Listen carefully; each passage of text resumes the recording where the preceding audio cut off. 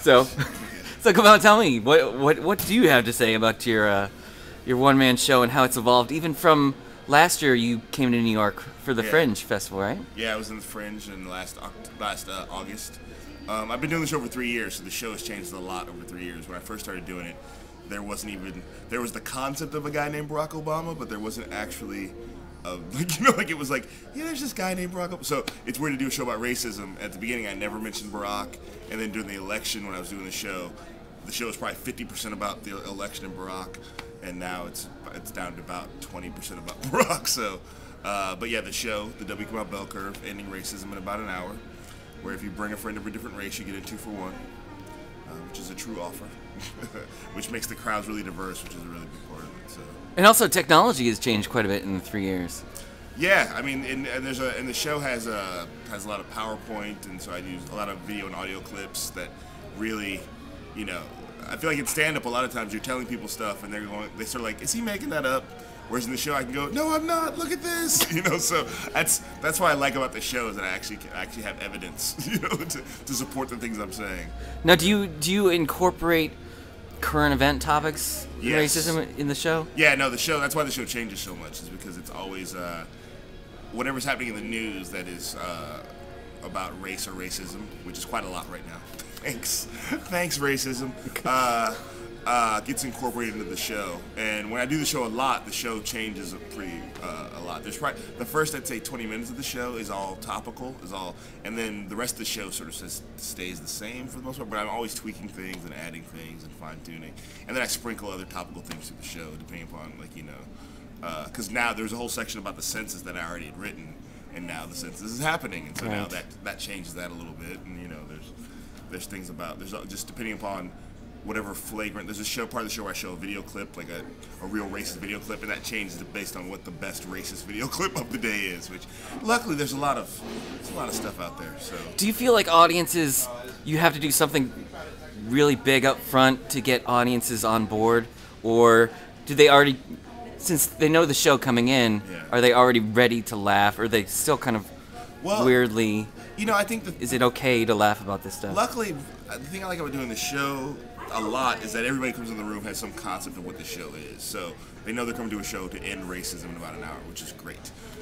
Whereas in a comedy, like I'm about to do this room over here, and who knows why these people are going to show up, and they certainly aren't coming to see me. So it's like there's a little more convincing that happens. So people definitely, I feel like they've read a chapter ahead in the book. It's like your teacher telling you to buy the book before school and then read it, and these people read it. But then I also have when people walk in, we have a slideshow that we do that has a lot of funny things and topical things and pictures and video clips that also gets people laughing. It's like the trailers before the movie that gets people engaged in the subject and actually becomes a repository for a lot of material that doesn't make the final cut for the show.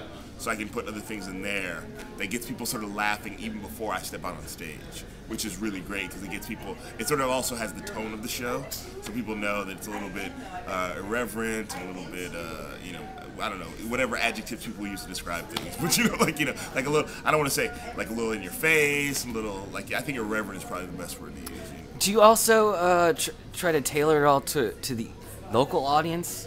Well, I do, because like I said, the show has like a sort of core material, but even in that material, there's stuff, I try to make it localized to wherever I am. So that means even if in the Bay Area, if I'm doing it in San Francisco, that there's some things that are very San Francisco. If I do it in Oakland, there's some things very Oakland. Even in Berkeley, so in New York, there will be, the things I experience when I'm in New York and that I experienced last year in New York will come into the show. So I definitely try to let the show breathe. I don't want it to be, it's not a solo show like normally exists where it's like, let me tell you a sad story about my dad. Right. And here it goes. Which some of those shows are great, but the show is very alive, and I really engage the audience a lot. So, which changes the show. Like I'll ask questions of specific people, or if people shout out things, I'll actually talk to them, and because they're not really heckling. There's a lot of people get excited when I add things. So I ask because in New York we have. We try to boast that New York has the biggest and the best of everything. Yeah. And even in racism. Yes, New York has the biggest. We have Reverend Al Sharpton. Yes, we have Governor Patterson, who's doing his own things to end and perpetuate racism. Yeah, no, there's a lot of, New York, and I think it's weird, New York is proud about having the biggest and the best of everything, including racism.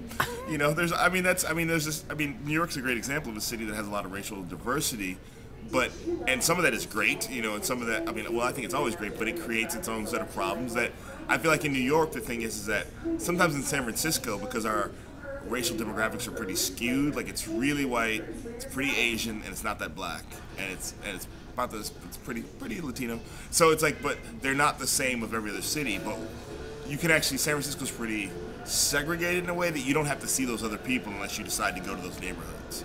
Whereas in New York, and that's true of certain parts of New York, but if you're in Manhattan, you're sort of bumping across everybody at some point. So I feel like in that case, I don't have to convince them that racism is this thing that exists. Where in San Francisco, I think they're so PC that sometimes a little bit like, it's that guy, they're like, really? Prove it. Whereas in New York, they're like, I know. What do you got to say about it? I get it. Have there been cities that have been better or worse? Or not worse, but harder? You know what? I find the most unpredictable thing is I do it at colleges, and it really depends if the students have been prepared for what they're about to see. If the students know what they're about to see, they can be great. But if they just are told it's a comedy show, and then it's a guy yelling about racism for an hour and a half, they get a little bit like, So, and that's again, it's about, as far as better, every city's a little bit different. San Francisco's a little more, like New York, it was explosive last year. Like the audience is really explosive and engaged. In similar to the way that like the East Bay of San Francisco, the East Bay of the Bay Area is like that, like they're really on board. The show changes based on the demographics of the audience, and so San Francisco, I'll get a lot of whiter crowds, and those crowds, much like sometimes when I do stand-up, I feel like it becomes like court testimony, like I'm reporting, and they're like, well, we'll judge this, and that's why I do the bring a friend of a different race thing that we'll do at PS 122. Okay. Because I want to guarantee that like I can say something, and maybe a white audience member will be like, that's not true, and then a black audience member will be like, ha ha ha, and they go, oh, I guess it's not just him, So he's not making this up for comic effect. Exactly, and so that's what I find when a crowd, like, here in Portland this week, the crowds are pretty, okay, not pretty, all white, and 99.9, and so a lot of times I feel like I'm, like, that I'm sort of, they think, maybe I'm being sensitive, or maybe that guy's got an attitude, whereas if the crowd is mixed, they will feel the reaction of the people around them. Like as I say on my CD, like I like it when the room gets divided into teams. I like it when some people are like, yes, we're like, no. It's like now we're all going through an experience, Starting the conversation. Yeah, the conversation starts when the audience isn't one unit, when the audience is disagreeing with each other, and I'm watching it, and encouraging it. So that for me, the show is about that too. Like I just did the show a couple weeks ago in Berkeley, and I'll get emails after the show pretty regularly about, I liked your show except for this one thing. It's like, really? You only didn't like one thing? And that you felt like writing an email? Why would you expect to like all of anything, know? And I think that, people get really, rightfully so impassioned about it, which is great, but then have that conversation with people in your life about that thing you didn't like, And also sometimes people will correct factual things, and sometimes it's actually helpful. Like, oh, I didn't know that was that year, But so I don't totally disregard it, but I do reject the I like to engage people in dialogue, but some people take that as like he wants criticism. It's like no comic wants criticism. No comic wants it or needs it. I think the audience is the ultimate critic, but not from one individual audience member. Like, let me play this side over here. No, that's okay. I'll often have people after the show like, I liked it. Can I give you one piece of feedback? And I go, no. You hear that, audiences? So when you go see W. Kamau Bell, laugh. The Bell Curve ending racism in an hour. You can laugh or not laugh, and then you go home. And add me on Facebook or Twitter. But that's about all we need to do. Sounds like a plan. Yeah. Thanks, Kamau. Thanks, man.